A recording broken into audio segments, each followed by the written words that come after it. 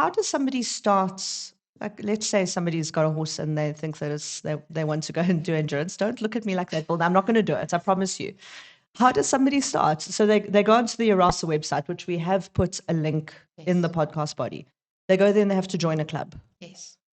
So normally they will email our GM, Charmaine Nicholson. Okay. And she'll find out where they stay and give them some clubs in that area. Okay, that's They'll then nice. contact the club. What we did this year, we started this because we had lots of new members. It's very interesting. That's great. We have an enormous number of new members. That's lovely. Yeah. And we actually had a training day Huh? about 3 weeks ago there at the military grounds.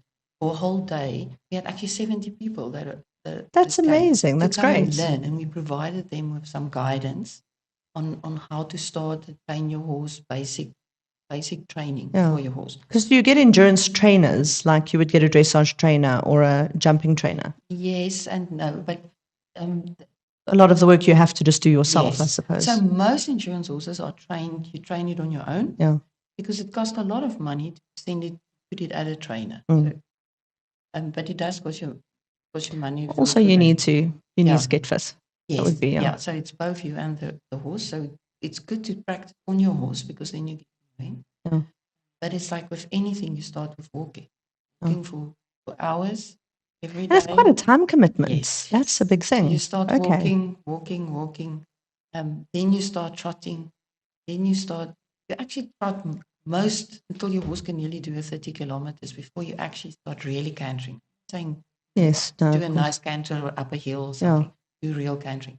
It's a lot of commitment and hard work on you to get your horse. Yes. Okay. And your horse need to be exercised in the week through long lining and maybe lunging. All of those things depend on how much you can get to your horse. But it is like a training program. I always compare it against like when you would go and do a marathon. Yeah. You have to do exactly the same. You need to do hill training, you need to do fartlek, all those things with your horse. Yeah. And it's normally getting somebody to help you create a program, to slowly follow that program. And committing. Yeah.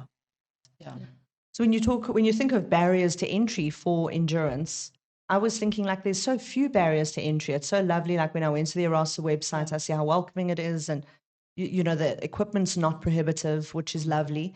But I suppose the time and the space are the two things that you really need to enjoy that. Kyalami is maybe not the easiest place to do commitment. It. Yes, the commitment, of course. I think one of the things is that you should have a proper venue, which can cater for your different distances.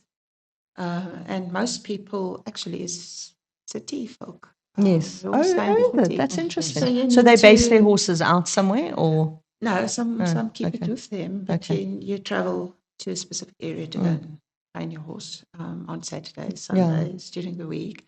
But the basics of long lining, lunging, basic schoolwork. It's interesting how good foundations are good foundations. Yes. It doesn't matter what sport you do. Yeah.